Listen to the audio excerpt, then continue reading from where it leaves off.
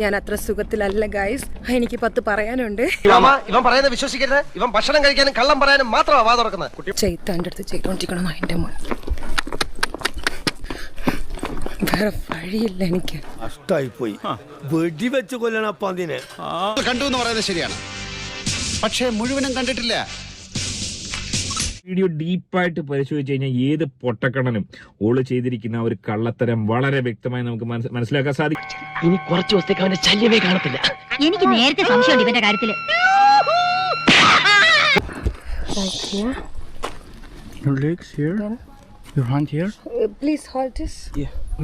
അവിടെയാണ് തട്ടിപ്പിന്റെ തുടക്കം. ഓള് കഴുതപ്പുറത്ത് കയറുമ്പോൾ കഴുതപ്പുറത്ത് വെച്ച് കാമക്കടുവിയായി ഈ ഒരു പഹയം മാറിയെന്നാണ് ആരോപണം. ആ സീറ്റ് ഉണ്ടെന്നുള്ളത് വ്യക്തമാണ്. ആ സീറ്റിന്റെ മേളിൽ കുഷൻ ഇട്ടിരിക്കുന്നു. ആ സീറ്റിൽ ഓളെ ഇരുത്തിയിരിക്കും.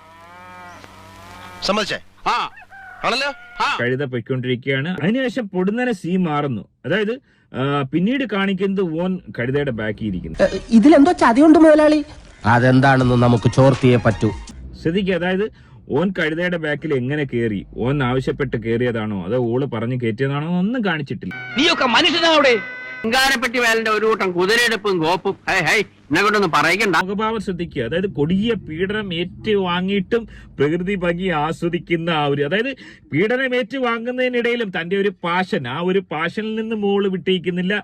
സൂര്യാസ്തമയമൊക്കെ കണ്ട് ആസ്വദിച്ച് പീഡനം ഏറ്റുവാങ്ങിക്കൊണ്ട് ഓള് മുന്നോട്ട് പോവാണ്. വല്ലാത്ത ജാതി ഹിമാർ. എന്തെന്നും അത് ഈ പറയുന്നല്ലോ, ഈ കേസല്ലാകെ കുഴഞ്ഞു പറയുന്ന പോലെ ഉണ്ടല്ലോ. സീറ്റിന്റെ തുമ്പത്ത് കയറിയിരിക്കണം. അതിങ്ങനെ പൊങ്ങിയിരിക്കും, കർവ്ഡാണ്. അതിങ്ങനെ പൊങ്ങിയിരുന്നു കഴിഞ്ഞാൽ ഓളുടെ മുകളിലായിട്ട് ഓൻ ഇരിക്കുന്നതായിട്ട് നമുക്ക് ഫീൽ ചെയ്യത്തുള്ളൂ. അതുകൊണ്ട് ഓൻ ഇരുന്നിരിക്കുന്നത് ഗ്യാപ്പിട്ട് തന്നെയാണ്. സത്യമല്ലേ തോമസ് ജേക്കബ്?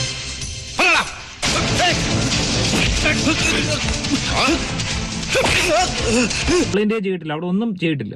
ബാക്ക് പൊസിഷൻ കാണിക്കുന്നില്ല. ക്യാമറ ബാക്കിലോട്ടായി കാണിക്കായിരുന്നല്ലോ. ഓന് കുതിരപ്പുറത്ത് കയറാൻ വേണ്ടി തുനിയന്തും കാണിക്കുന്നില്ല. ചെയ്തുപോയ അവിവേകത്തിന്റെ കുറ്റബോധമാണ് നിങ്ങളുടെ മനസ്സ് മുഴുവൻ. ഗ്രഹണം ബാധിച്ചാലും അതിനൊരു സമയമുണ്ട്. സൂര്യൻ ആ കറുത്ത മറവിട്ട് പുറത്തു വരും. അതുപോലെ തന്നെയാണ് സത്യവും.